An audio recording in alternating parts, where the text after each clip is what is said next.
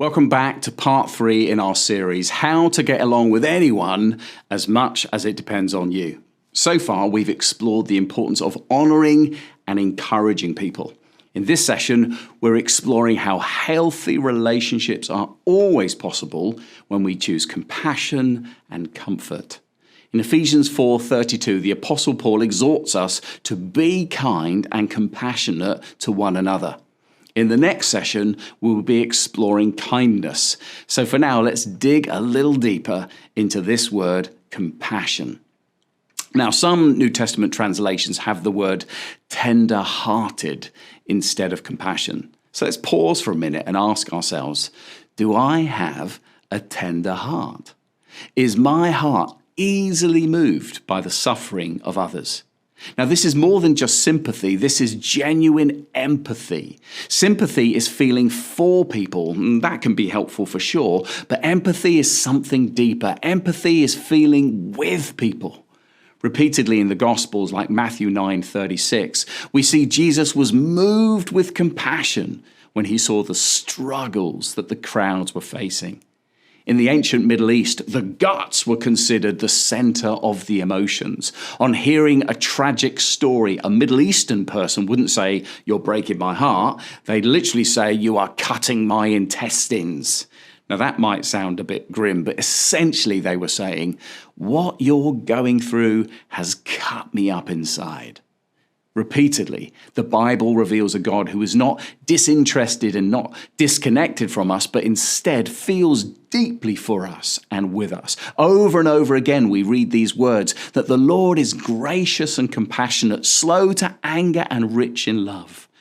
Sometimes I've heard people swear using the phrase, "Jesus wept." You might have heard that too. But did you know that that phrase comes from the Bible? Jesus wept is the shortest verse in the whole of the scriptures, and it happens as Jesus stood by the graveside of his deceased friend Lazarus in John 11, verse 35. Consider the wonder of a God who weeps when you weep. A God who, according to Psalms 145, verses 8 to 9, catches every single tear that you shed.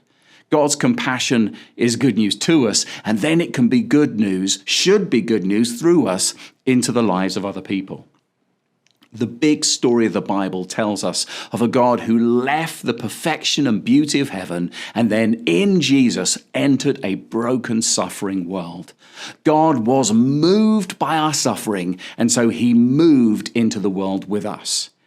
It's a powerful reminder that genuine compassion doesn't just emotionally move us, it should physically move us to act, to do something. And that starts with being a comforting presence in someone's life.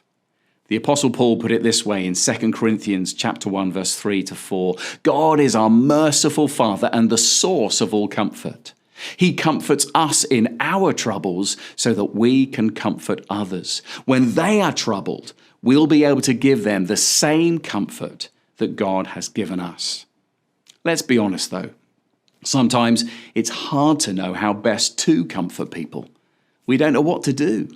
We might not know what to say. Maybe the most powerful thing we can do is simply to be present in the silence, the sadness, and the struggle. There's a story in the Bible about a man called Job who endured some terrible suffering. His business was destroyed. He became bankrupt. Worse still, all his children were killed, and then his body was ravaged with sickness and sores. And to top it all off, his wife told him that he may as well die. When his close friends heard about this terrible thing, they are moved with compassion and they go to see him to offer comfort. For a whole week, they just sit with him in the silence. They hold the grief and pain together. They appreciate there are no words that can alleviate Job's pain. They simply give him the gift of being present and attentive. In fact, it's only when they open their mouths that it all starts to go wrong. What does this tell us about compassion-fueled comfort? Comfort is weeping with those who weep, allowing our heart to be moved by them and with them. Comfort often looks like keeping our mouths shut, but our hearts and our arms wide open. Comfort is expressed in fully attentive listening, not thinking of what we're going to say next, but responding to the felt expressions and needs of others, both prayerful and practical. Comfort is avoiding trite answers or ill-framed comparisons like, I know how you feel.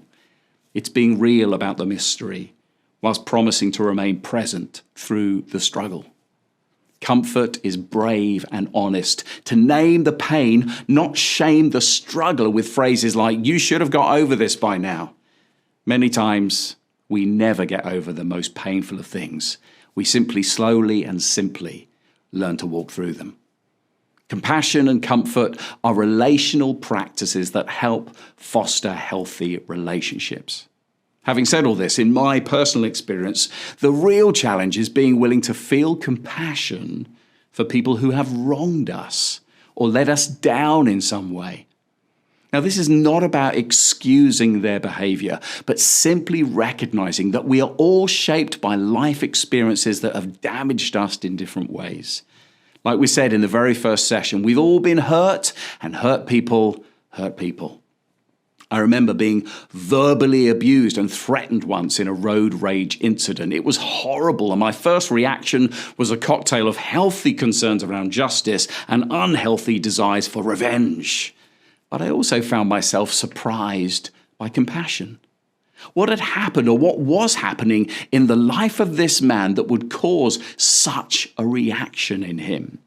It didn't excuse what he did. There may be a need for justice, but I could still experience the compassion of God for someone who is clearly broken and hurting.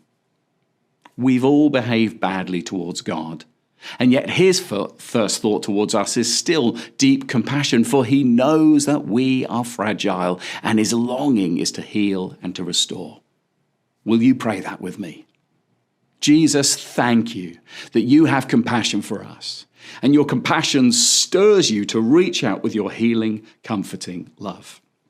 Jesus, fill us with that same compassion for those who are suffering, for those who are struggling, even for those who have wounded us, for they need your healing, comforting love just as much as we do.